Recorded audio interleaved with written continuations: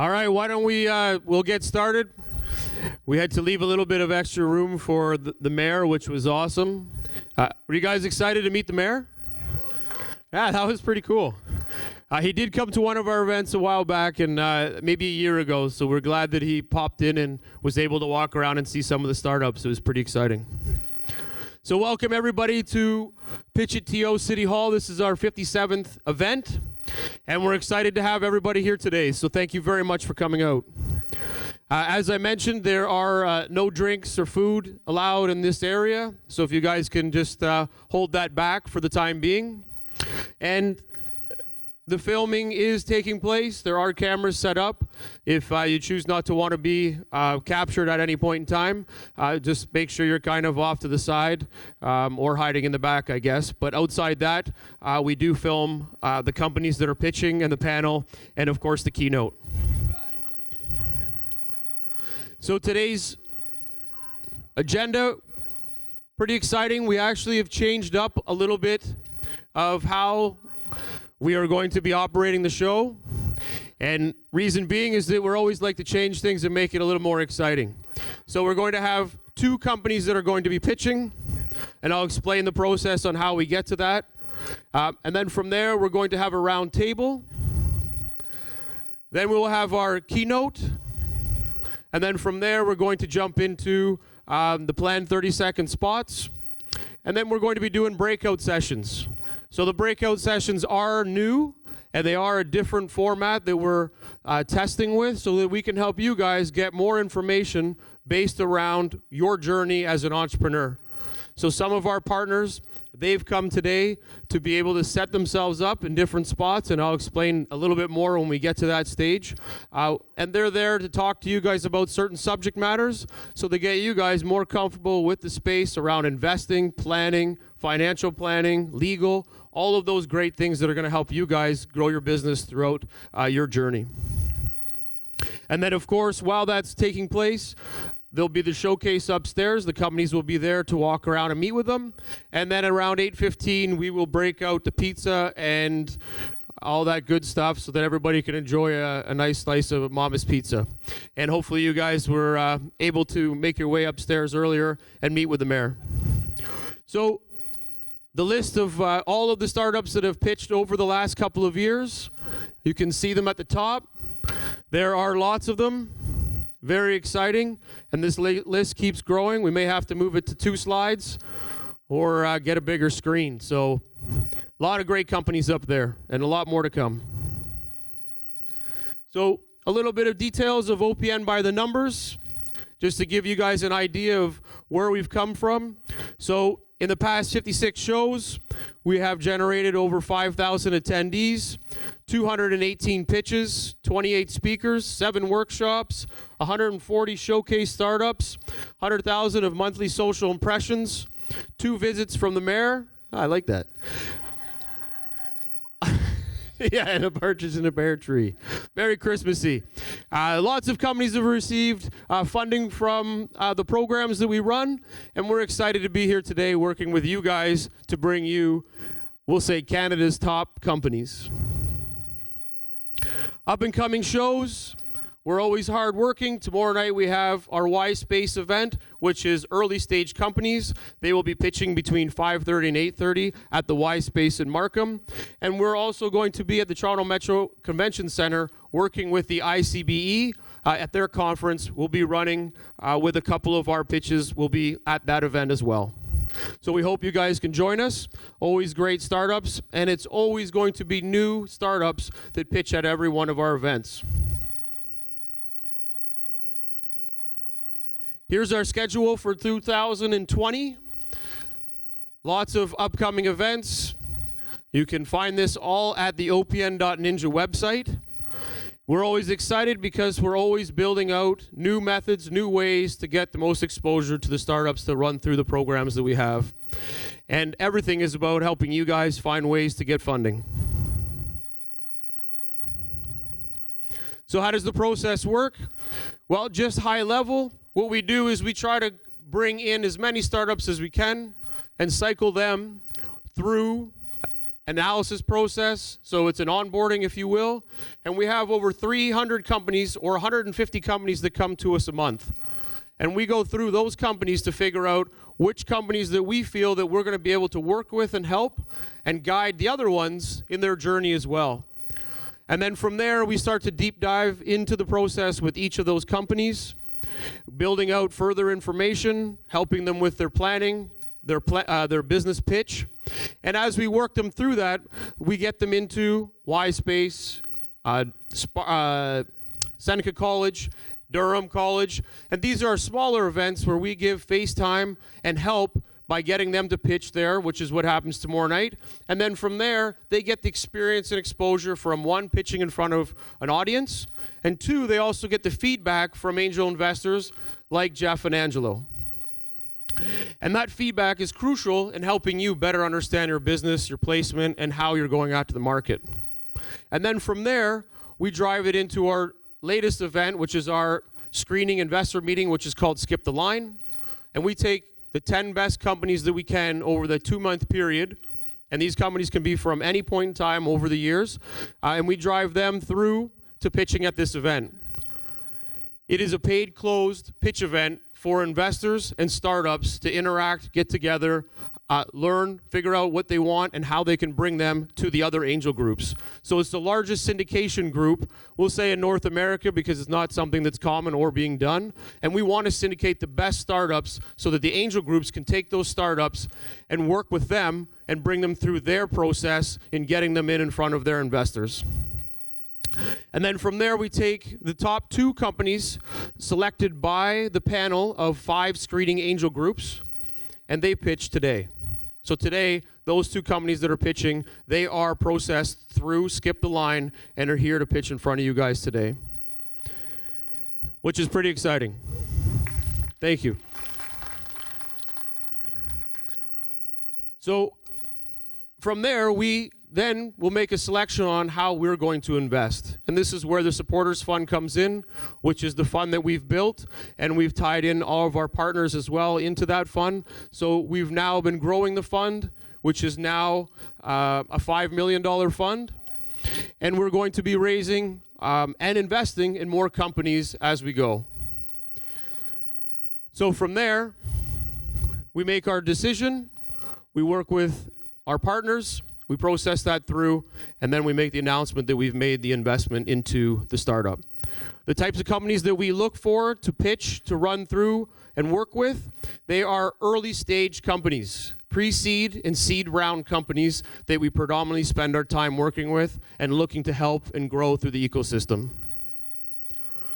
As I mentioned, it's a 10 companies, 7-minute pitch with 10 minutes of Q&A from the screening group, and then it's from the 5 angels, and that creates a syndication. So our next event is January 13th, and that's the one where we're planning to bring in the next 10 best companies. Throughout the year, we've created different partnerships, and one of our favorite partnerships is, of course, with Fireside. How many of you guys are familiar with Fireside? Awesome. It's a great group of people that have put together an amazing weekend away for entrepreneurs. I recommend you check it out. We also can help you guys if you're interested to go and do something to this effect. It is 400 plus entrepreneurs spending a weekend at a cabin, in lots of cabins, working together, networking, and really just kicking the shoes off and spending time in the wilderness. It's a fantastic time. I have been going for 5 years straight. We volunteered last year, and we'll continue to do that, but we're big fans. So we implore you guys to investigate and make it one of your yearly investments. Today we thank our sponsors, the City of Toronto, Startup Toronto, Global Payments, One Core Media, Bateman McKay, Miller Thompson, System Bind, Flow, Mindful, Vibe, Parachute, and All or Nothing. And of course, the Supporters Fund and Hard Boot. So let's give a round for these guys for putting the time in to help all of us build a great system. Thank you. So today, in our showcase upstairs, we have some great companies that will also be coming down to do the 30-second pitch.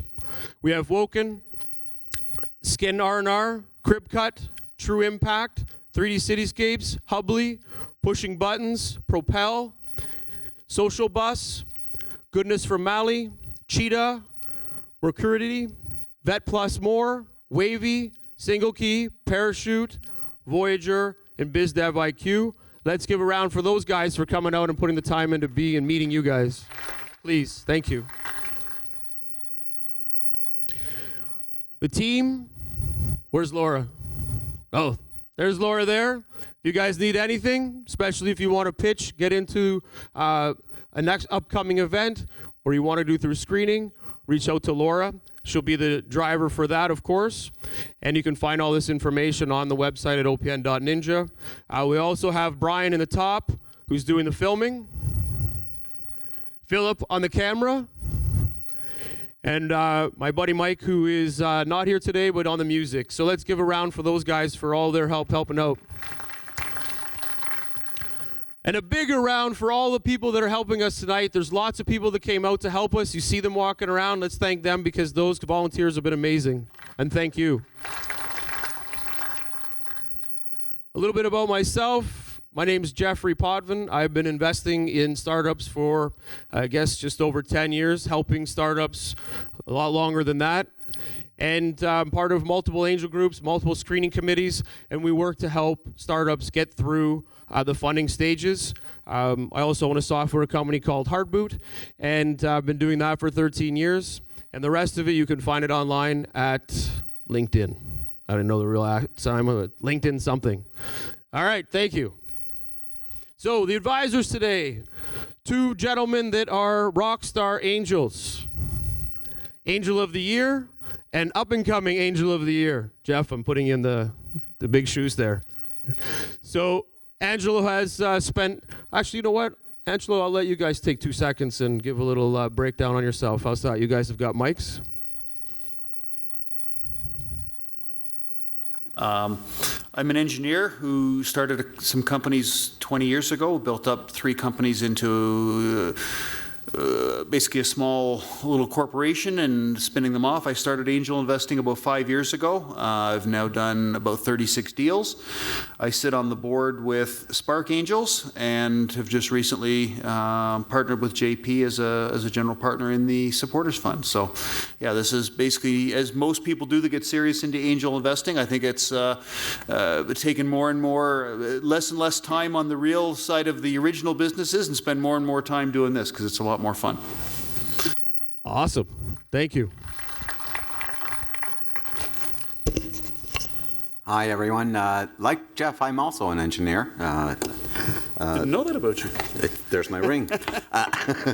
And had my own startup, exited, moved on to the National Research Council, spent a fair bit of time there, decided to do an early retirement while I still had some brain cells that worked. So I've been doing this for a little bit over 3 years.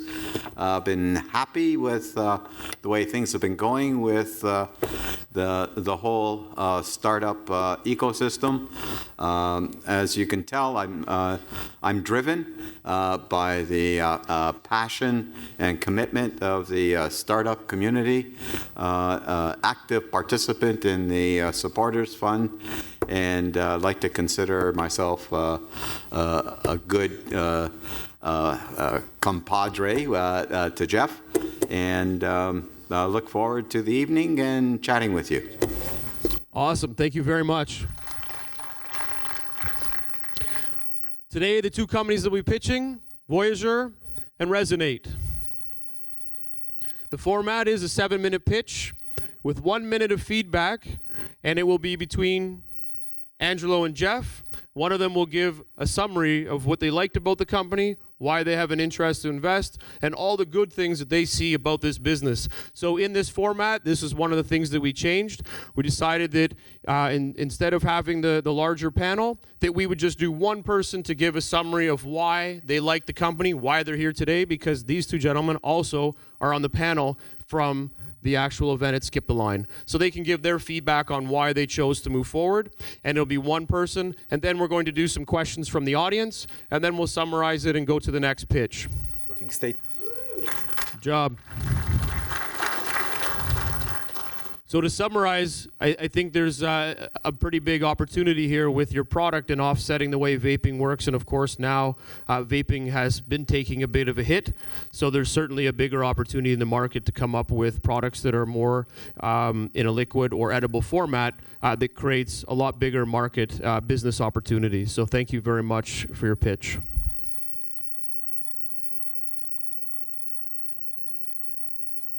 Resonate. Big hand, big hand.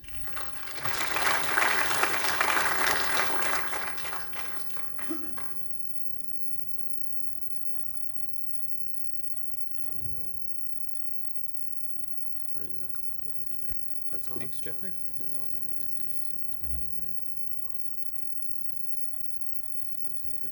Great. Thanks, Jeffrey. Hi, everyone. I'm Drew from Resonate. Our mission is to transform the way people listen to news. So let's suppose that you get into the car after work. It's 6:34 p.m. You're ready to drive home, and you need the traffic report before you hit the highway, but you just missed it. And you want to hear the headlines, but they were 4 minutes ago. Meanwhile, they're playing entertainment news, and if you're anything like me, you don't really care what Justin Bieber was up to today. News radio is inconvenient. It's the only form of media that we still listen to on a schedule, with headlines at 6 and 6:30 or traffic on the ones. And all of the content is one size fits all. We hear the same thing regardless of our preferences or our interests. In the day and age of Spotify and Netflix, people are used to a much more convenient experience, and they're used to consuming media on demand. So we think there's a great opportunity to bring news radio into this new era. It's a really compelling market. News radio stations are highly profitable. They're a $4.2 billion industry that sits within a $52 billion audio landscape. And I'm sure you all know audio is very hot these days, quickly growing. So seeing this opportunity, we built a news engine. And the news engine is a suite of technology that stitches together a newscast in real time based on your preferences. This newscast can be consumed through apps or other platforms, and it can be consumed on demand and allows you the use of audio controls that you're familiar with from music or podcasting. So if you want to skip a story, for example, that you're not interested in, you can use a skip button. Or you can pause if you're interrupted or a phone call comes in. The content is matched to your interests. So let's say you're not interested in celebrity gossip or in sports, you could just skip those sections. We have filters and even a child-safe mode built in. And we've done this with traffic. So I live in Brampton, and I don't need to know the traffic that's happening in Whitby and Ajax. All I care about is the route from downtown Toronto to my home in Brampton in the direction of travel. So with Resonate, our traffic reports are only the routes that you're taking in that direction. So in order to pull this all off, we are creating a virtual newsroom and hiring a small content team that will produce the content that's needed for the platform. Our team will have some strong competitive advantages over a typical news radio station. For instance, we'll be able to produce 4 to 5 times as much content. And the reason is a news radio station needs to rewrite and revoice content every half an hour, whereas we're able to record it once, and it doesn't matter if you listen to it at 6:15 in the morning or 8:30, as long as the story hasn't actually changed, then it's still valid. We'll also have some strong data that will help us make great editorial decisions. So we'll be able to tell what stories people skipped and other information through the app. The business model, Spotify has paved the way here, so it's tried and true. We'll have a free ad-supported version and then a premium edition at $8.99 a month with some additional features. And this actually gives us double the monetization opportunity versus a typical radio station because they have advertising revenue, but they don't have access to subscription revenue.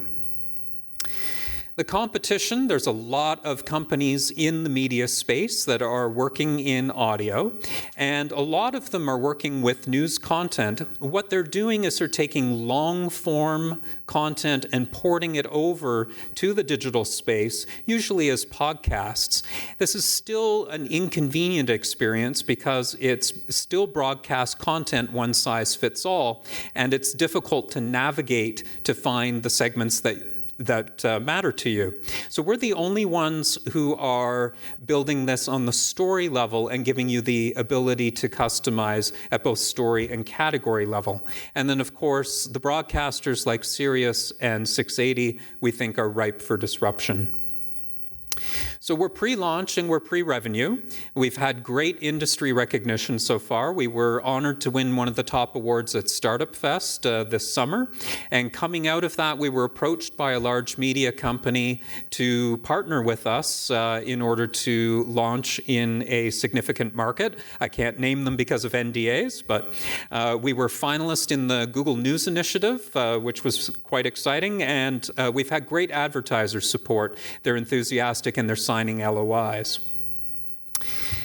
Behind all of this, a great team. All of our co-founders have over 20 years of experience in our respective fields. Sanam and Sarah are both award-winning journalists, and they have over 10 years of newsroom management experience. And Alex is a University of Waterloo engineering grad and also has a business degree from Laurier. And so she's also been on the leadership track at Amazon. Myself, I am former Dean of IT and Web Dev at a college here in Toronto and was former Canadian Project Manager of the Year. So we're excited about our operational model. We've done a lot of diligence on the model. We show to be profitable within 12 months with strong subscription revenue. And we reach 4.5 annualized revenue as of the 12th month when you include advertising. This, of course, gives us an excellent contribution margin, but I'm most excited about our economies of scale because as we grow into additional markets, we're able to reuse content in those markets.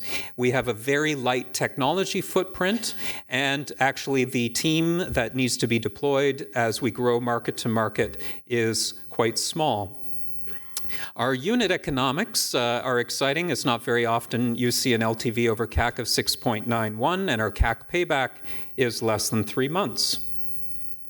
I'm going to pass over that because it's a 7-minute pitch tonight. So I do want to invite you to join us, to the investors in the room. We are tranching our raise based on some investor feedback.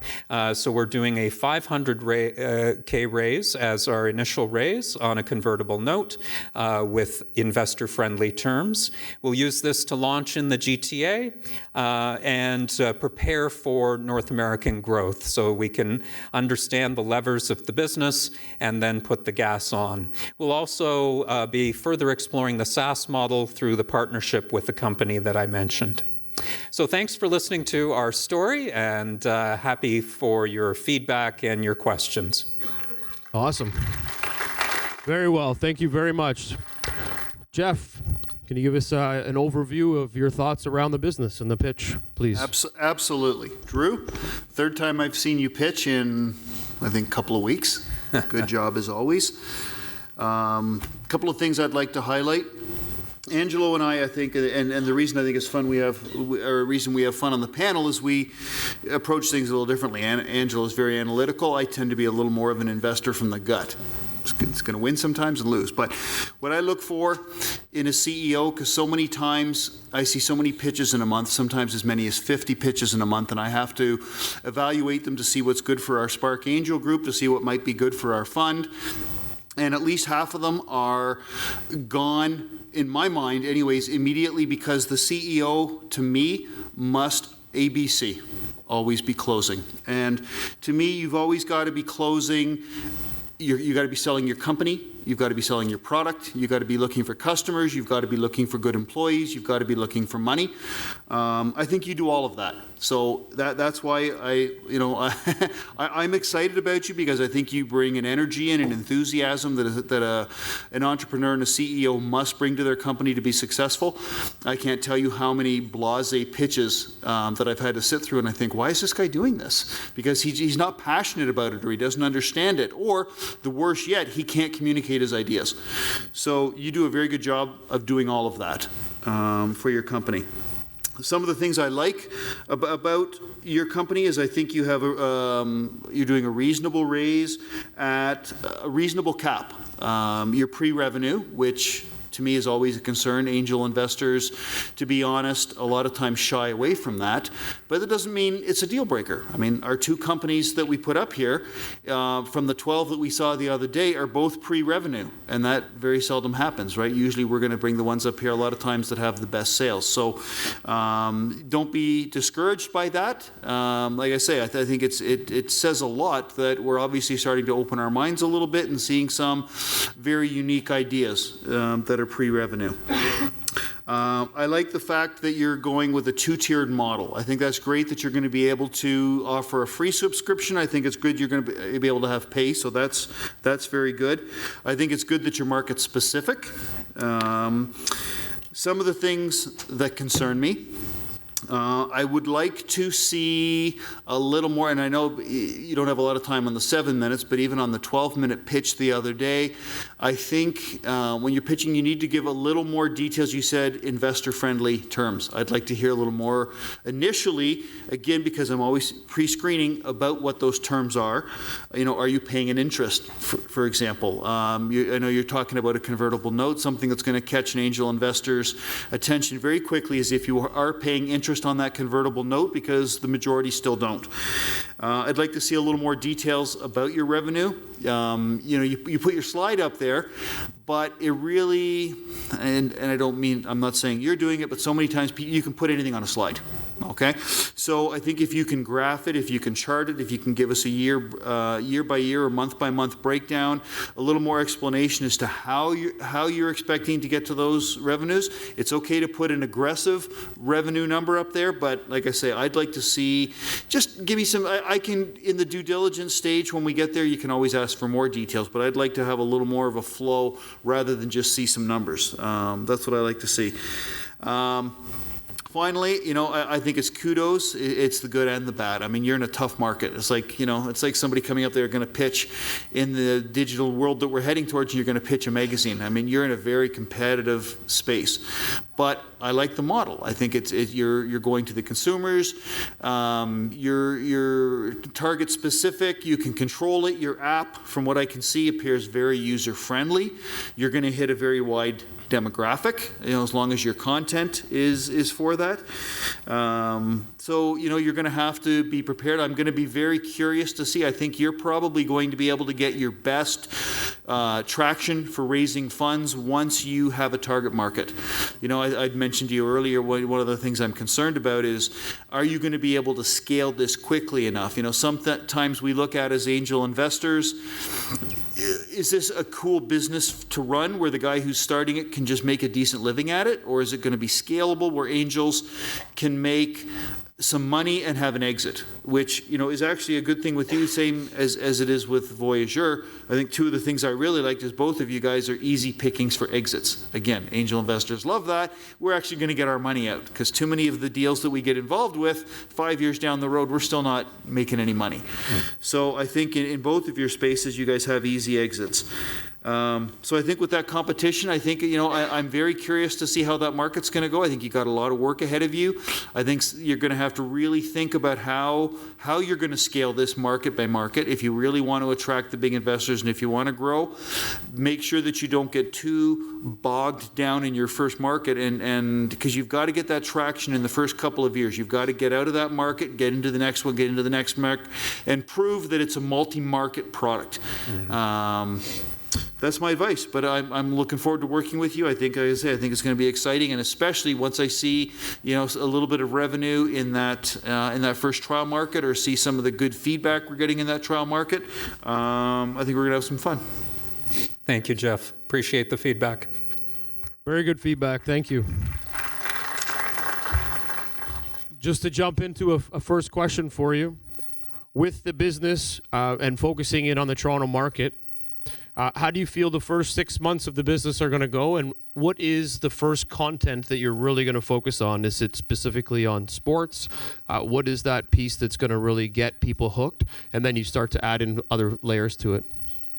Sure. Hoping there aren't any Rogers employees in the room, we're taking a look at the content of, now that John Tory has left, we're taking a look at the content that 680 has. They actually only produce 12 minutes of unique content per hour. So we'll be able to easily exceed that with world, national, provincial, and local news. And where we're able to add some extra value is with local news, and in particular in the suburb areas around Toronto. So I mentioned earlier in the pitch, I live in Brampton, and if we turn on the radio in Brampton, we don't hear anything about our city, what's going on at our city hall, with our politicians, in our community, and so forth. So we've got a unique opportunity with a digital platform to be able to deliver better local news to some of the communities that are in the Greater Toronto area. So that's where we're going to put the extra resources that come from the efficiencies. Perfect. Big city first. Drew, excellent again. Question. You're going to need a lot of content. So how many contributors do you need to attract? Because you have certain markets like Brampton, Toronto, stuff like that. And what's the cost of those contributors? Yeah, so our content team is a lot smaller than you would think. To put one newscast together is 6 people. To have the content that we're wanting for our launch. And actually, when we did the headcount versus revenue, we're right in the same area as a typical tech company, even though we're having to produce content. So we're right in that nice sweet spot. And of course, I mentioned last week, Spotify's CFO was on record as saying that it's really important to focus on building your own content. That's where the real opportunities lie versus licensing content, which gets very expensive. So that's the reason that we're going this route and building our own content right from the start. We think it'll set us up for better success in the future. What better place than Toronto to be a global hub for news content? So for the last question, only because Jeff, you ate up a lot of time, buddy. The last question I'll throw it is, can you syndicate your content to break it down by saying this is what's going on in these regions and sell that outside to other parties so that you can generate another form of revenue? It isn't something we've thought of, Jeffrey, but... Well, I'm here. Yeah, that's why you're here. So we'll noodle on that thought. Done. I'll find a buyer. All right. Thank you very much. That was great. Great pitch. Thank you. Thank you, Joe.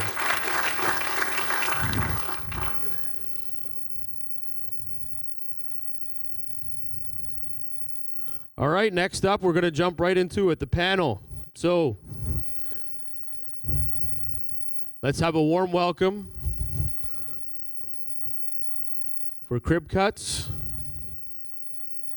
Senior Care Connect, and Hubley. Come on up, guys.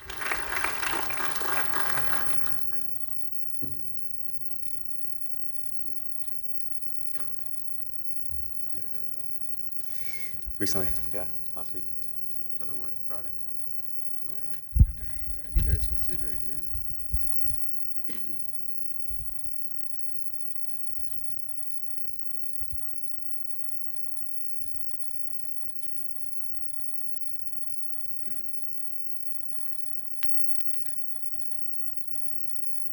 Test.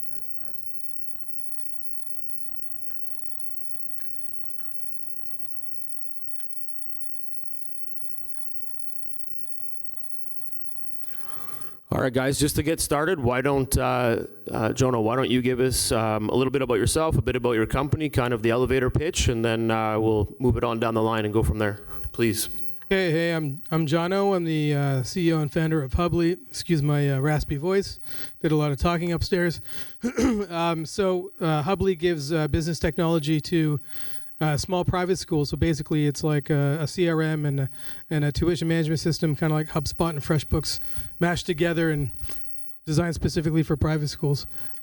So that's what we're doing. And the last year and a half, we went through a repositioning that's allowed us to increase our growth by 300% year over year. And that's what I'll be talking about today.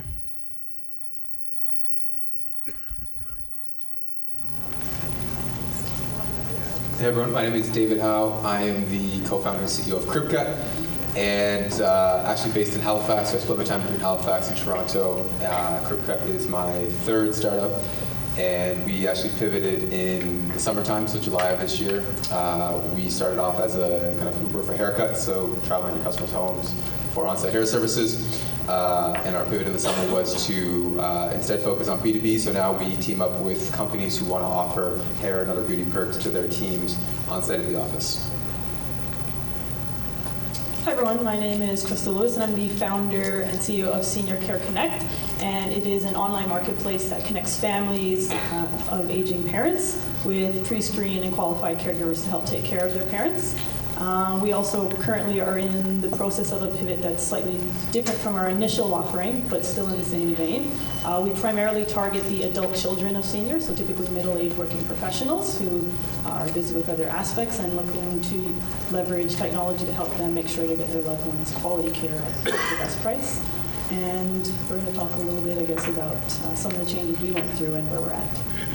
Perfect. Thank you very much, guys. So today, as you guys can guess, we're talking about pivoting to win. And it's the reason why we picked this subject was because a lot of companies sometimes don't always see the right spot to pivot. And I think that this is a big challenge in the market. We think that because we came in with one idea, we have to stick to it and ride it out. When really at the end, you've got to be really honed in on your customer and figuring out when I need to shift to be able to grow. And there's a bunch of things that all encompass that. And what I'm going to do is I'm going to ask Jono, when you went through your pivot, what was the flag or what was the piece that you felt caused you to decide I need to make a change? Yeah, so we were kind of stuck at, we were doing okay for growth, and then we kind of hit this ceiling. We were at about 30K MRR, and we were stuck there for like 10 months. And essentially what we realized was that, we were solving a lot of problems for a lot of people. So, many different administrative problems. And so it made a sales process that was very complex. And we had to get many stakeholders, like these small private schools, there's just small businesses. They like to make decisions by committee. Even if they don't need to, that's their preference. So, so we decided to, basically we couldn't, because we were solving so many problems, it also meant that it required a lot of hand-holding to get our customers onboarded successfully. So it was just a scalability issue. And so we took a look at all the use cases of our product and which ones were really delivering the most value. And the one that really popped very obviously to the surface was as an enrollment marketing solution. So then we looked at that, and we looked at the market, and we saw, oh wow, there's a huge problem in this space, and this is actually the most painful problem for our customers. So when what we did is we really narrowed down our offering and positioned ourselves as an enrollment marketing solution. All of a sudden now we were solving one problem for one person. That person also was the decision maker of the school. So we went from an average of like 4 demos to close a deal down to 1, and like over 93% of our sales close now in one interaction. And we were able to increase the value and increase the price because we went so narrow. We were able to go a little bit deeper in value very easily without investing a lot of resources. And then our scalability also shot through the roof because our onboarding resources to get a customer successfully onboarded dropped by 90% because this was one of the many use cases of our platform which we could then template and bake into the system on onboarding, and it was just every metric just went through the roof. So you kind of had to look at the financial side to the business, how many touch points you had with your customer, and realize that if I can cut down the touch points, I can increase my bottom line, and I can also look at, is there a way to resell something else at a bigger picture into that company? So your shift kind of occurred based on hitting that plateau where I can't really sell anymore. It's taking too long to close. What can I clean up and think differently around my business to make that shift? Exactly. And so we were able to close way faster at a higher price point with a fraction of the time, and then our product didn't go anywhere. We still have all these other solutions, which are all revenue expansion opportunities to move towards account management and upsells. Incredible. David, on your side, you had a pretty exciting pivot as well. Can you give us a little bit more detail on what created the pivot, and what was that moment, the aha moment where you were either burning a ton of money or you were like, this has got to change, something's not working? Yeah, so for us as an early stage startup, so we were able to raise some early money. So the thesis at the time of the company was there's a better way to get haircuts. It's a simple thesis, but the idea was that by having the stylist come to your home or office for a hair service, it was a fundamentally better way to get your hair done. So we set out to do a bunch of experiments to kind of prove that out. So we brought on stylists, we experimented with customers, who was the type of customer, and we were really trying to get towards the term product market fit. So product market fit would be, it's a hard one to define, but I like to look at it as the one who is paying you, so where the revenue is, there needs to be love for your product or service. And in a market that can support, as a startup, it's all about high growth and hitting certain milestones. So in a market that can support that type of growth. So for us, we noticed with clients, so clients were the ones actually paying for the hair services, they really truly did value the convenience of having someone come to them for the service. But there were certain clients who would pay a premium for that, but the mass market of clients didn't want to pay a premium for something they get done. So for maybe as a man's haircut, you would pay $28. We weren't able to charge more than that because clients wanted convenience and cost effectiveness. So we started to explore what that looked like, and we started to kind of hit upon these partnerships with the office where we could actually batch demand together and take away that real estate cost that salons pay, which is a big cost that in turn gets passed on to you as a client. And we were able to offer services at the office by partnering with companies for the same convenience, still coming to you, but for a lot less expensive. So now we started to feel we were onto something with having a service that was both less expensive and more convenient. And for us, the aha moment was, we were seeing the number of bookings starting to flow in. So in July, when we started to really shift towards this, we had maybe 15 partners and dozens of appointments. And fast forward today, we have 200 plus partners and on pace for thousands of appointments.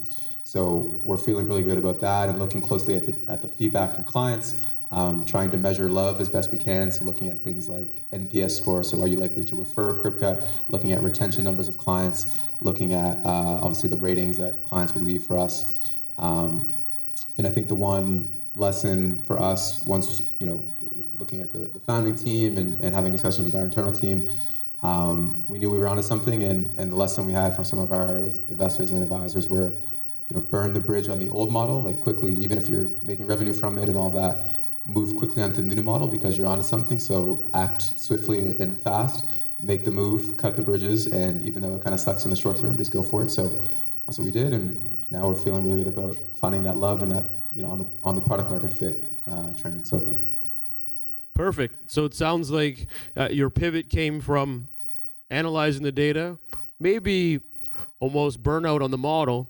And when you made that shift, it was, how can I go to the source? How do I go where these people actually can utilize this all at one time, cut costs, and get in there to provide the best source of your product and get the most in return? And sorry, go ahead. Yeah, exactly. And I think I often argue with my co-founders about it sometimes, but we moved really fast, and I think that helped us learn faster. So in these early days as like a pre-seed startup or an early stage startup, I think it is important to move fast because you're going to learn quicker, and it's all about learning until you actually find what you're actually building. And once you find that, you want to be able to grow really fast, but you have to move fast early on from an experiment standpoint to understand what you're actually building, right? Because you start off something, maybe the same idea, we're still doing haircuts and styling, but in a much different way. So not only learn the client, you got to learn the data, you got to learn the environment and figure out where you fit in. You made a good point at the beginning. You mentioned your thesis that you went in with. And Crystal, I think that when you started your business, you had a very solid thesis of how you were going to go into the market and you were going to help people. How did that shift over time for you, and what are you facing now in tackling this change, and how fast are you moving with that change? So it's interesting because I'm kind of in a similar transition period that you actually just went through, where you have a vision. Yours was haircuts, ours was senior care. We wanted to help families reduce stress, save time and money when they're finding care for their loved one, and that's always been the vision. Our original go-to-market was actually focused more on retirement homes, and it was a bit more consulting focused, and a lot of it was just done very manually, so it was really looking at a matter of, my vision for this was to scale and help as many families as possible, and the current model we were doing was not, it wasn't sustainable to bring that in quickly enough. So knowing that we have a big vision, and I think every company that has a vision, that's the driving force and the passion, but you need to have the flexibility to realize that there's not only one way to start or to achieve that particular vision. And when we talk to the market, which is the best way to figure out about pivoting or moving, we looked at the numbers and said, the amount of people who would like to stay in home versus going somewhere else. We talked to particular people and what they were looking for. We looked at other competitors in the market and saw that the model that we're doing has been successful, that there is room for improvement, and it also fit in still with the bigger vision of what we wanted to do. So a big deciding factor for us was really scalability and needing to really be more tech-enabled, and also finding and listening to what the market actually wants and getting whatever the lowest hanging fruit is, really. So while you were going through this pivot, you started to look for the financial side. How am I going to get a better return? How can I really service this client and find more dollars in that business? And right now I'm not finding it. So if I can make that shift to where the dollars are working, where the client's bigger pain point is, then that alters your thesis. So in saying that, now that you've slowly started to move this, where are you going for? Is there resources that help? You said resourcing is going to be a tough change. Do you have to shift your whole business? Do you have to find new people? Or can you just re-gear the whole setup that you're now working with? I think it's not a complete shift. We're still within the same market. We're still serving a similar demographic. It's just serving them in a different way. And I think when you have a startup, what I learned along the way is definitely you need to make sure there's a problem. And I was very sure of that. I knew there was a problem with elderly and their care and finding care just from my experience in healthcare. I've been doing it 12, 13 years, so I know the problem was there. But it's not just knowing the problem is there. When you offer a solution, it's a matter of, does the market want you to solve their problem that way? So it's not only the problem, it's, are you solving it the way people would like it to be solved? And if they're saying, at least initially, my bigger pain point is solving it like this, listening to the people and making that shift. I think there's other elements of what we were doing before that likely are going to come back into play, but maybe that's not the best go-to-market for us, and just learning through listening to your market and continuing to listen to your market and looking at the numbers, looking what people are doing out there, looking what people are easily adoptable to, looking at demographics. Right now we have a different group of caregivers moving in where the people who will be taking care of parents are people in their 30s, 40s, 50s. How they go about finding care is very, very different than the generation of, a 65-year-old looking after their parents. So there's a whole demographic now coming in that is looking for solutions similar to what we're doing. So it's paying attention to all of those factors. Sounds like a lot of data points, but you got to know your customers, so that sounds like a great way to focus when you're trying to drive out a value. So David, while this focus of yours was changing, and you said you had to kind of just drop it and cut it and move forward, when that process happened, maybe give us an idea of, I'm sure there's a lot of stress, a lot of pressure. You weren't just able to kind of keep rolling with it and bringing in dollars and saying, I can do both of these at once. You really just cut the limb off and move forward. Kind of give a bit more of an explanation on that, because I think it would be interesting for people to know. How long did it take? What was the outcome? Did you have to release people on your team? Was it, scary?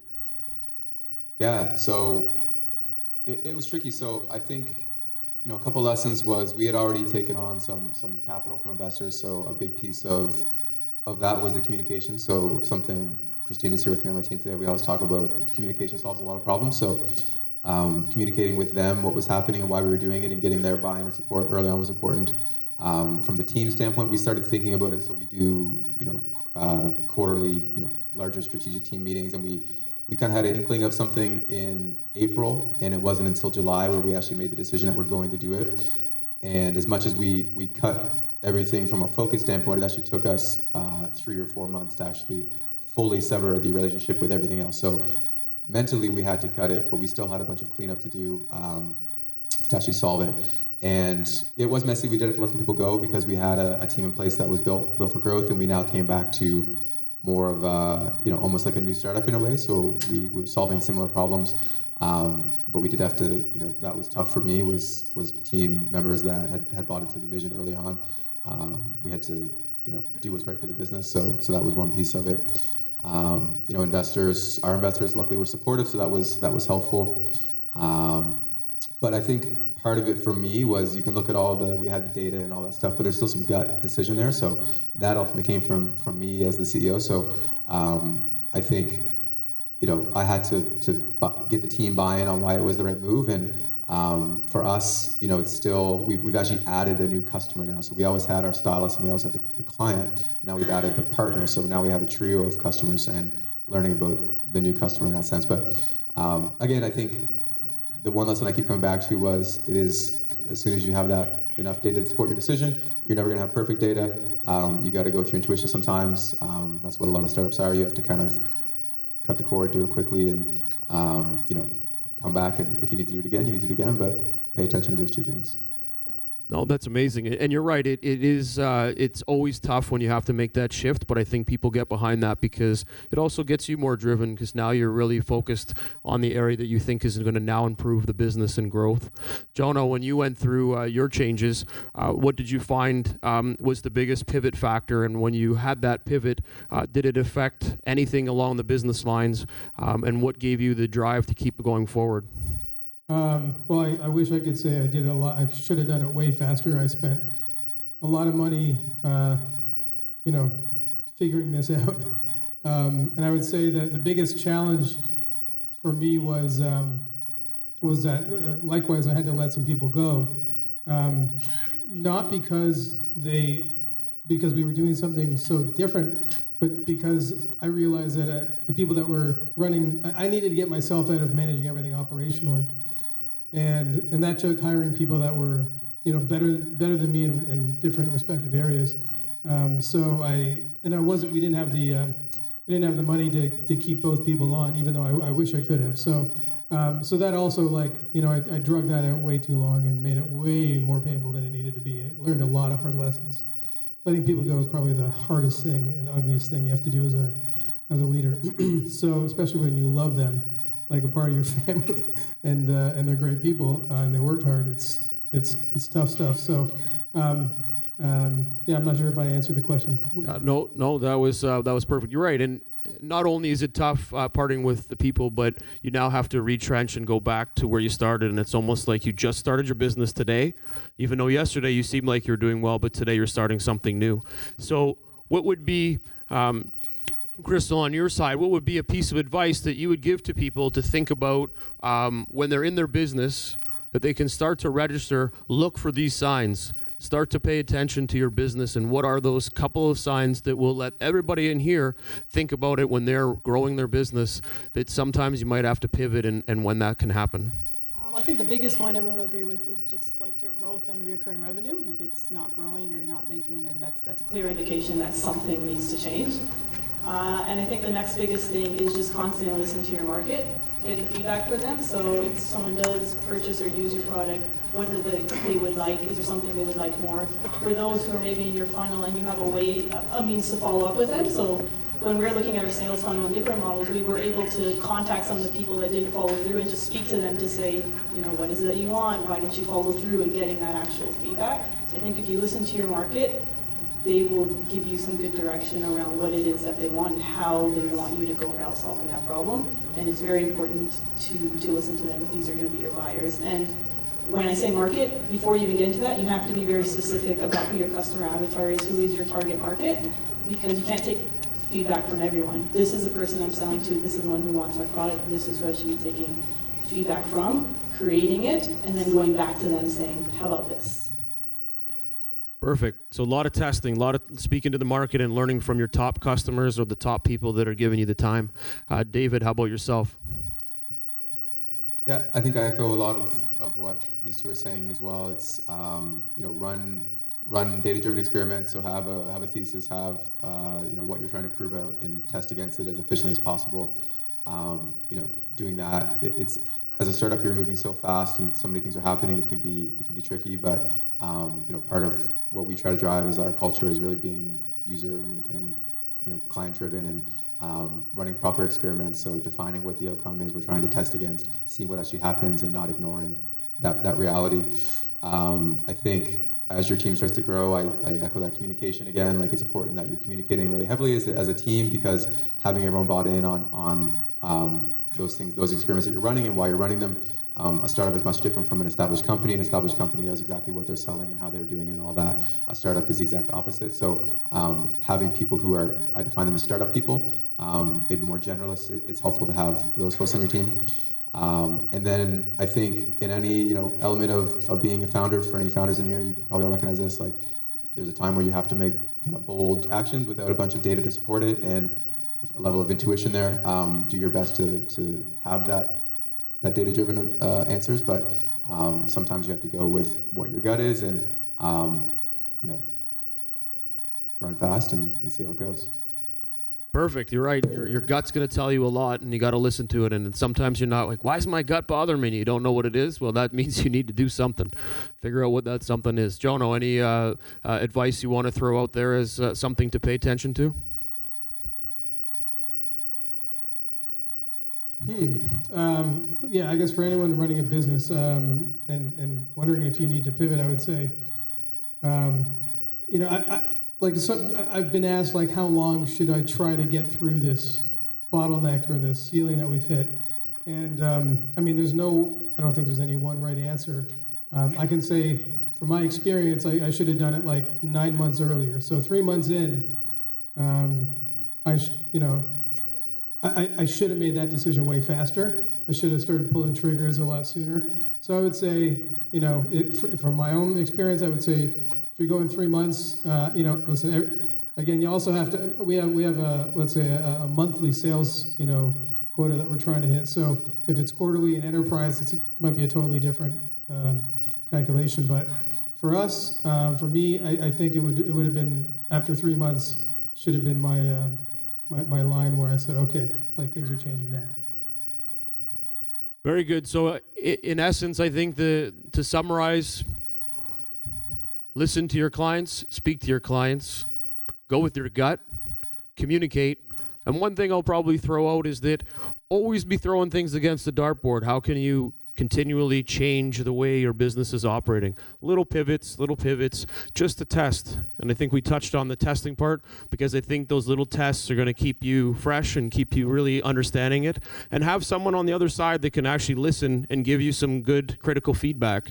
It could be a mentor, it could be an angel advisor, anybody, but just have that sounding board too, because it might help you throughout those pitches, because I know you guys have had lots of people that, or a few people anyways, that you've been able to toss things at, not just from your team side, but other sides, and it's always good to have that as a CEO of a company too. So, well, ladies and gentlemen, I appreciate your time. You guys were awesome. Thank you very much for the insights.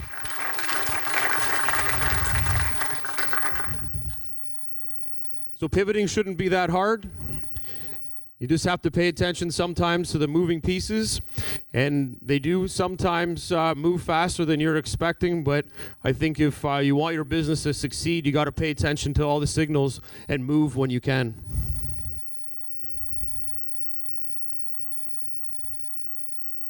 So next up, we're going to do the startup pitches. What are we doing? The showcase pitches. Sorry, the showcase pitches. So can we have the showcase people come on down? And we're going to do the 30-second spots real quick, because we got some even more exciting stuff that's coming through the event. So we're looking forward to that. So yeah, all the showcase startups, come on down, please. Let's give a hand for them. This is exciting. All right, so we'll just start here. You got it, man. I'm just going to set the timer up. Give me 2 secs. All right, you ready? Wait. All right, you're on. Go. All right, so if you're like me, your Thursday starts with a search for the new bars, restaurants, or activities to do that weekend. The problem is it's really hard to figure out what's relevant to you. That's why we're building Wavy, a $4 a month texting subscription where we'll send you weekly activities based on your preferences. So there are 3 things that we really do differently. The first is everything is sourced from local experts, people that know what makes an area interesting and what to do. The second is our drive to. And your name is? Peter. Come chat with us afterwards. Yes, perfect, Peter. Thank you very much. Thank you, thank you. We got a tight timeline for 30 seconds. Got to be quick and good. So here we go. You're on now.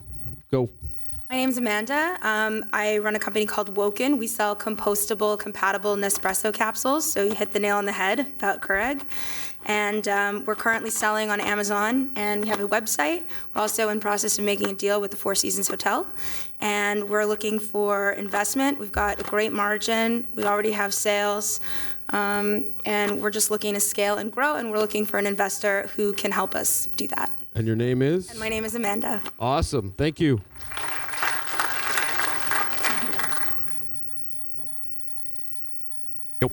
Hi, my name is Jennifer, creator of Skin R&R, which is a simple 2-step skincare system. Step number 1 is replenish organic nutrition because healthy skin starts within. Step number 2 is restore topical skincare. All my products are made with plant-based ingredients. See the difference Skin R&R can make on your skin naturally. Perfect. Your name is? Jennifer. Thank you very much. You're on. Okay, so my name is Guilherme. I'm co-founder and CTO of SocialBus. SocialBus is a digital platform for managing shuttle buses and vans in corporate mobility programs. We connect passengers, drivers, and companies into a single unified platform to management, to travel time reduction, and cost savings to the company. So since we are a bootstrap company, we are looking for an opportunity to run a pilot test and to mentorship here in Toronto. And your name is? Guilherme. It's a Brazilian one. Sorry. Ah, perfect. Thank you very much.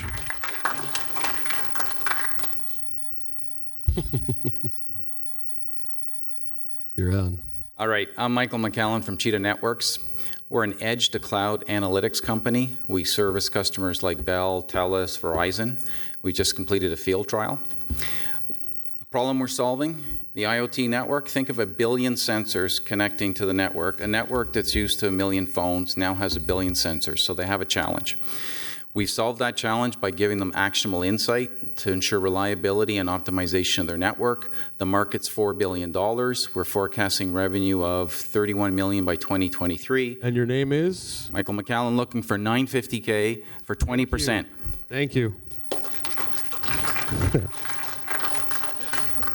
You're on. Today, Canadians save in mutual funds and ETFs. Great tools for saving, but when you get to retirement, you're forced to figure out how to make it last an unpredictable market and over an unpredictable lifetime. Imagine if I told you that for $1,000 today, you could have $100 a year guaranteed in retirement. It'll be there if you live to 85, 100, or 115. MyCruity software enables these transactions to exist. With insurance companies, we're building the pensions of the future. Thank you, I'm Trevor Gary. Done. Nice job. You're on. Hey, I'm Kyle with Propel. Today there are 25,000 people stuck on waitlists for swimming lessons. We solved that problem by making private swimming lessons accessible and affordable. To do that, I built a marketplace platform. We connect qualified instructors, learning swimmers, and underutilized pools in hotels and gyms. To date, we've delivered 10,000 lessons and are generating $18,000 a month in revenue. We're raising capital, so if there's any investors in the room, come talk to me later. Thanks. Your name? Kyle with Propel. Love it. Thank you. Hi, I'm Diana from True Impact. The problem with market research is that people are going to tell you what they think. They're going to act on the way they feel. So for the last 8 years, we've been measuring brain activity and biomeasures to help marketers understand how people truly feel. We have a huge database of emotion, and we're building that into a predictive analytics platform to anticipate, without measuring any human beings, how people are going to feel and where they're going to look. And your name is? Diana from True Impact. Perfect. Thank you. Good evening, my name is Leon Kruger. I'm the CEO of Vets Plus More. We are the leading vet telehealth service provider. We give you instant access to a live veterinarian via face-to-face video and texting in 103 languages. We're worldwide. Come and see me. I'm upstairs. Again, my name's Leon. Perfect. Thank you.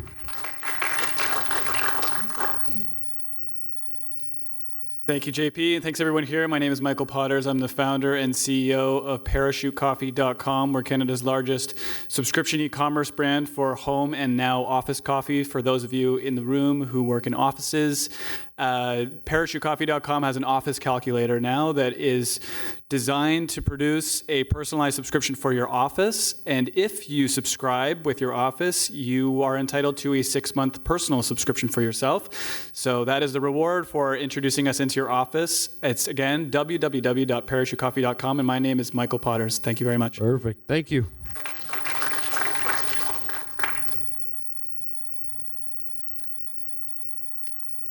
Job seekers, do you know what is the most effective way of finding a job? Is through networking. So I'm glad you're here. If you are, what's the next best is to have effective profile and resume. And my company, Job AI, helps you do that. It optimizes your profile using proprietary NLP and AI algorithms. My name is Dr. Reyes. I'm PhD from Queens and postdoc from York. I'll be around and come and see me. I'll look at your profile and see how can we improve it. Thank you. Perfect. Thank you.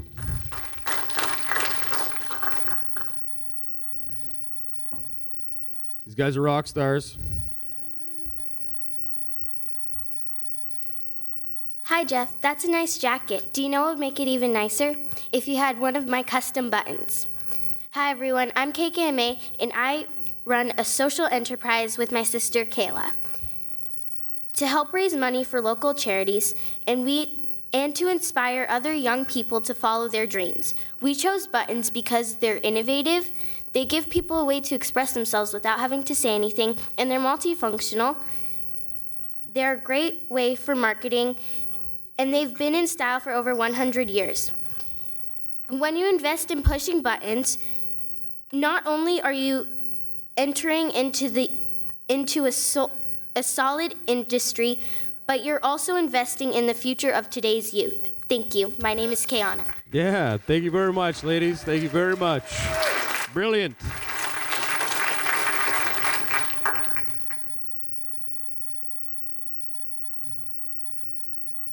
Hi, my name is Carla, and I am the founder of Artifier, Toronto's art directory.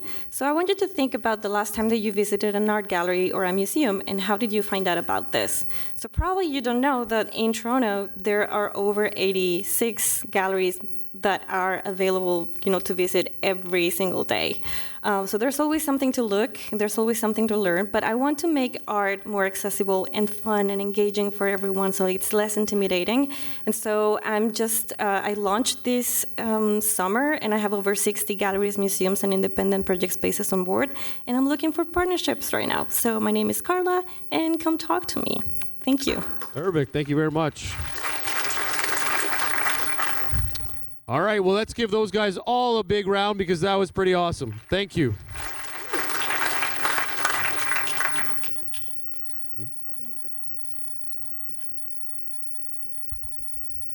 Okay, yep, perfect. So I want to introduce you guys to someone that I have the honor of seeing speak many times. Well, 3 times, but it feels like I could sit down and watch him speak and play a million more times. This gentleman has been playing music for close to 20 plus years. He has been nominated for many awards. He's been given many awards.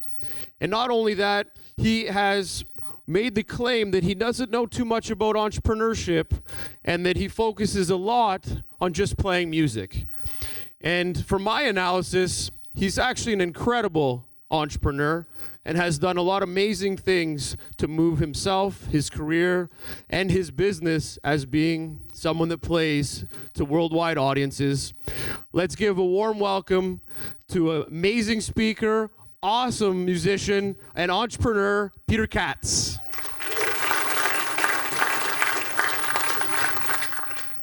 Hi everybody, how's it going? I have to say, I did a talk this afternoon in Gatineau, Quebec, and it was 1,200 people, and it was 100% in French, which is cool because I grew up in Quebec and I do speak French, but sometimes I say things that I don't quite mean, and so I'm quite relieved right now that I'm speaking in English again, because I did this tour in Quebec, and I was so proud that my French teacher was there.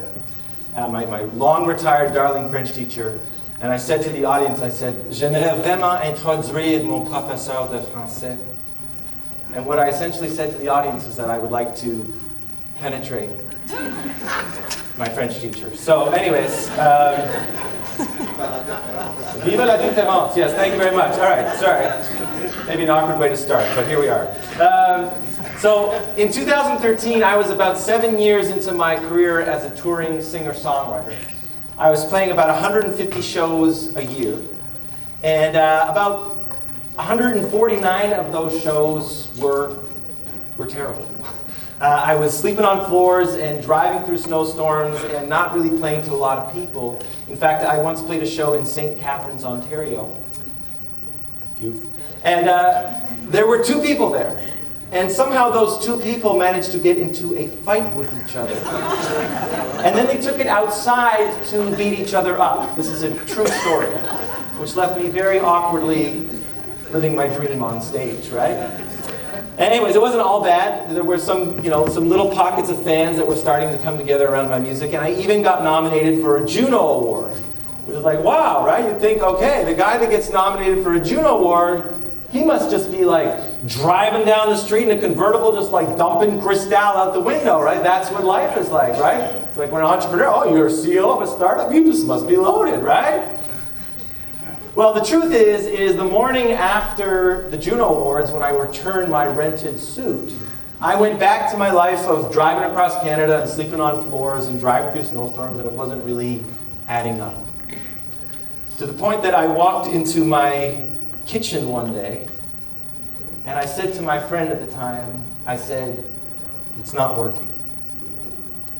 And as I said those words, "It's not working," all of that energy that I had been using to hold up the walls and be like, "Oh yes, I'm totally killing it. Everything is going so great." All of that energy just poured out of me, and I literally fell to my kitchen floor, and I cried like I've never cried before, and I said, "It's not working." But I had another tour booked, so I picked myself up off the floor, and I got in my car, and I started driving across Canada. And my first night of that tour was in Winnipeg, Manitoba, and there were 6 people there, which is, that's like pretty good for Winnipeg, but that doesn't really cover the gas from Toronto to Winnipeg. It's like 24 hours of driving. And then the next night I played in Saskatoon, and there were about 10 people there, which is pretty good for Saskatoon, but again, not really career-building material. And the next night I see that I'm playing in this town called Fort Macleod in Alberta. Nobody ever goes, woo, because nobody is from there. But it's like, I'm much more likely to hear a moo than a woo, because there's way more cows than people in Fort Macleod, Alberta. So I'm playing in Fort Macleod, Alberta. I've never been in this town before. And not only that, but they said that you're playing at this place called the Empress Theater. And I'm like, Empress Theater? Like, that sounds really nice. Why am I playing there? I've never been in this town before. And I Googled this place, and it's this 300-seat soft seat theater. And I'm just scratching my head asking myself, like, who's going to come to this show? I would expect to be playing at like Joe's Armpit Pub and have 2 people fighting in the parking lot, not the Empress Theater. And I called on my manager, and I was like, who's going to come to this show? And he says, don't worry about it. They're really excited that you're coming. They paid a guarantee, so just go play the show. And I was like, guarantee? I didn't know what that was at that time. So I was like, okay, I'll go do the show. And I walk out on stage, and the place is packed. And not just packed, they're actually there to see me. Like, there's been no mistake. They're there to see me. They got signs like, "I love you, Peter." They're singing back all of my lyrics to me. And I'm just playing this show. I'm having like the greatest show of my life. But in the back of my mind, I'm also, I don't know if you ever saw that movie, Searching for Sugar Man. I'm like, somebody made a lot of money off of me, and I don't know how. But I'm having so much fun playing this show that I don't care. And I just play this night, and afterwards there's like a lineup out the door. I sell like 100 CDs. I'm taking selfies and signing autographs, and it's like, what's going on? And when everybody's finally cleared out, I walk up to these two guys that have booked this show, and I'm like, guys, what happened here? And they say, well, Peter, we run this 12-day program for teenagers. It's called Faces. And we take them up into the mountains of Alberta, and we take them hiking and rock climbing and whitewater canoeing. And we don't care if they get good at hiking and rock climbing and whitewater canoeing. What we care about is that they learn to get good at things that make them uncomfortable, that they have to push themselves, that they learn to develop empathy by having to support each other through all of these challenges. And this program is totally free for the students because they're earning high school credits. We created this whole curriculum that got approved by the government, but because we have this curriculum, we need to figure out ways to anchor it. So in order to anchor the learning, we have been using your songs. So basically, every summer, hundreds of kids are being forced to learn my music, right? I was like, oh my gosh, this is amazing. How do we scale this up, right? You know, using some of your language here, right? Let's scale this everywhere. And then they say this to me. They say, actually, Peter, there's more to the story. We don't really have a hiring policy here at Faces. We just go and we find people that we know would be perfect to work for us. And we've been coming to your shows in Lethbridge, which is about 45 minutes away from Fort Macleod. We've been coming to your shows in Lethbridge for all these years. And every time we're driving home after the show, we're like, oh man, Peter would be so great to work for us. So we called up your manager and we said, will Peter come work for us? And he said, no, Peter's not a camp counselor. Thank you very much. So we organized this show so we could ask you directly, will you come work for us? And of course, my heart is just like open, and I'm like, you ask me anything, the answer is yes right now. This is like the most amazing thing. And I called up my manager and said, sorry, I'm doing this. And a couple months later, I flew out to the mountains of Alberta, and I had the most unbelievable 12 days of my life. And now, 7 years later, every summer, I put a little pause on my music career, put a little auto-reply in my email, and I fly up to the mountains of Alberta, and I now actually run that program for a month every summer, and it's the best thing that I do.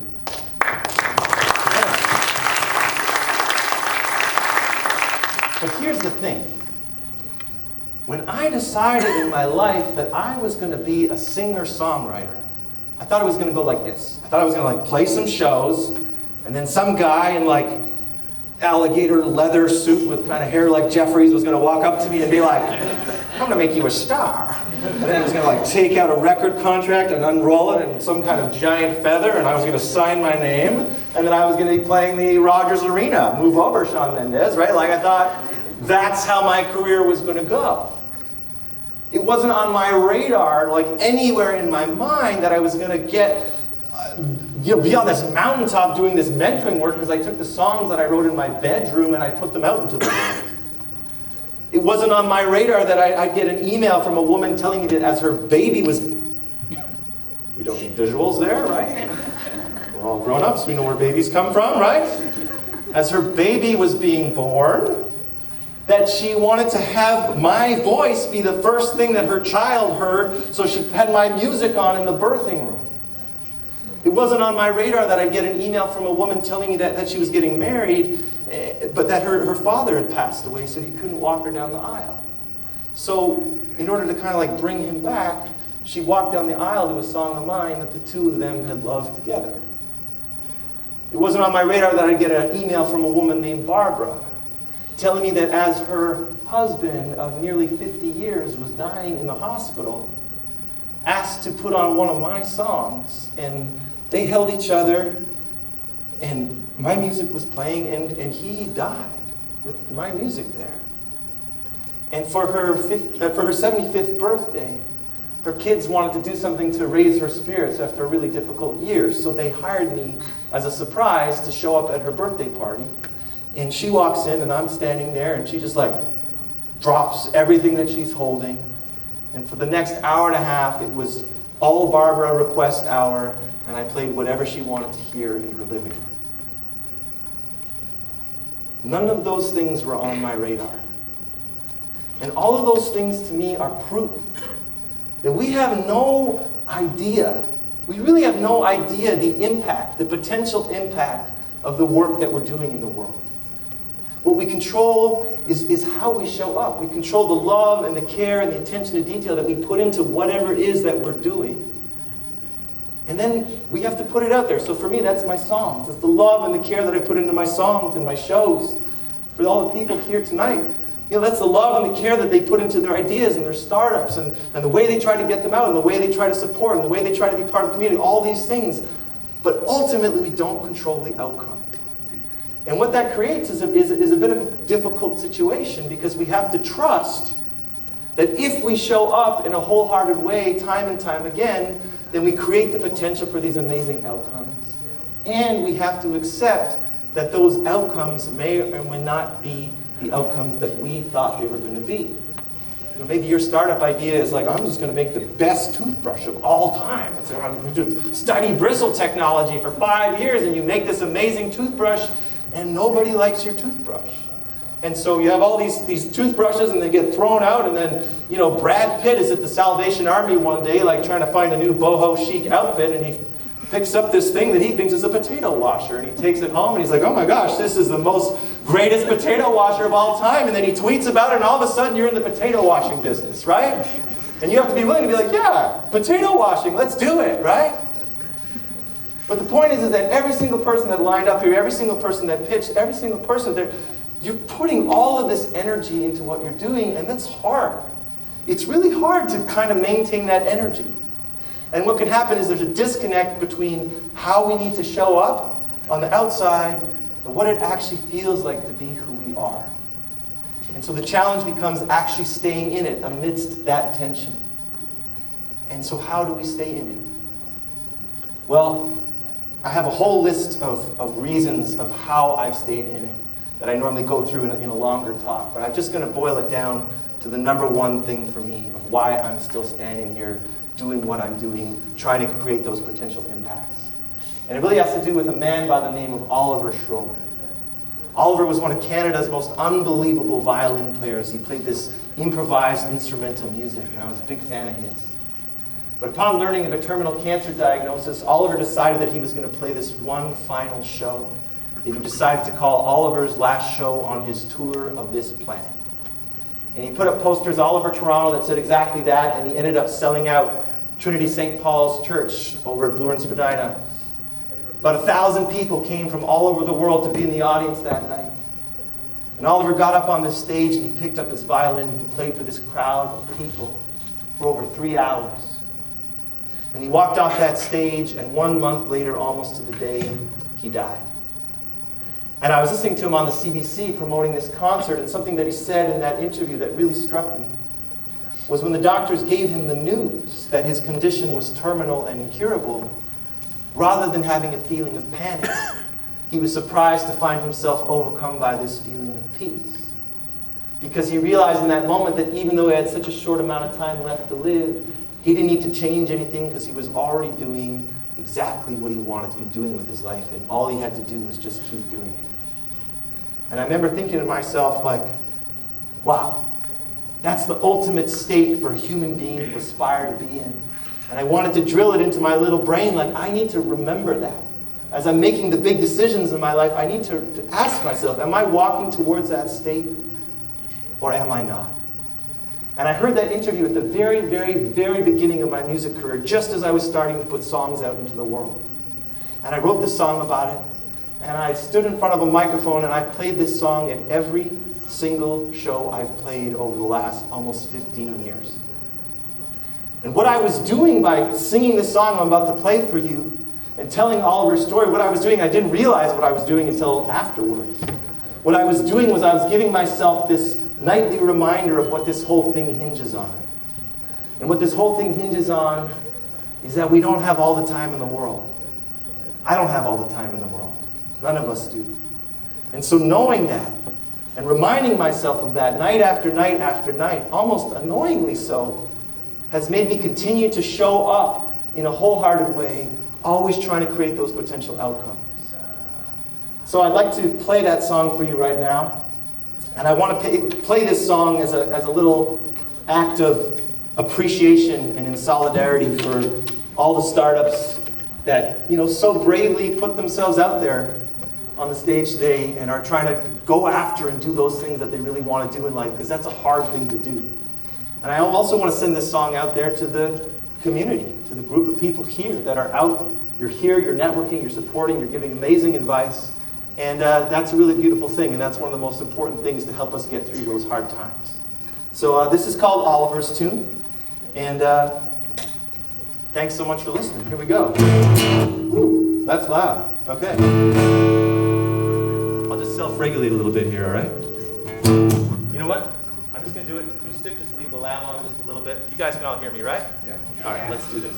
It's not every day you get to do a song in City Hall, right? It's called Oliver's Tune.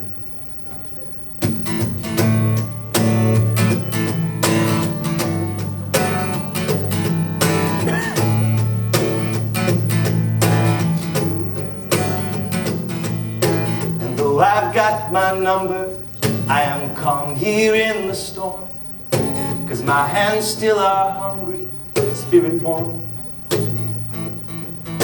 And in view all around me, my friends have gathered near, and all I've ever needed is right here. But if I look too far ahead of me,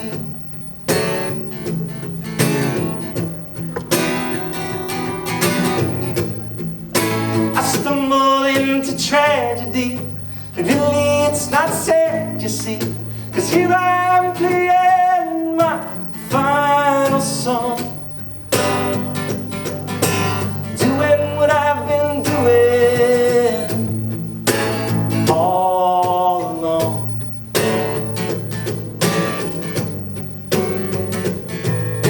And you can call it courage, or you can call it strong, but really it's just simply carrying on,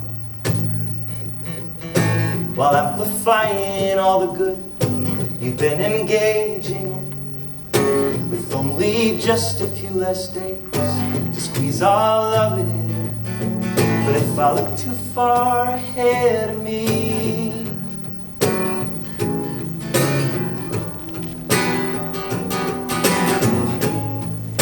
I stumble into tragedy. Really it's not sad, you see, 'cause here I am playing my final song, with all of you surrounding me.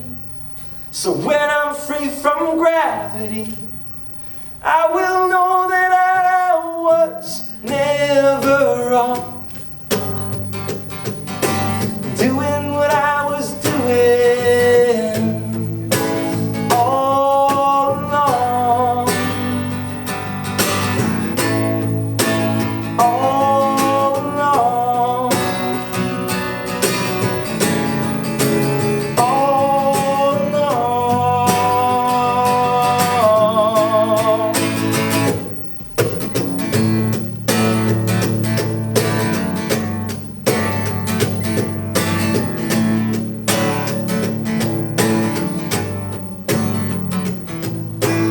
I'm not one to tell people what it is they should do, but if you're asking, then I guess there's one thing I would say to you. Do those things you've always wanted to.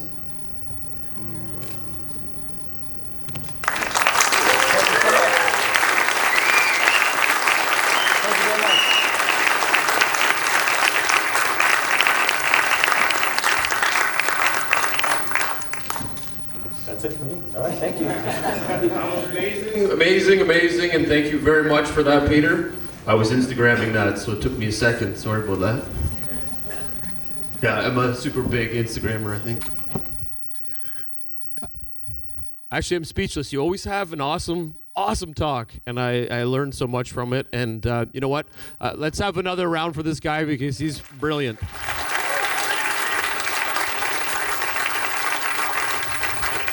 We might just have to get you to speak at every one of our events, if that's okay with you.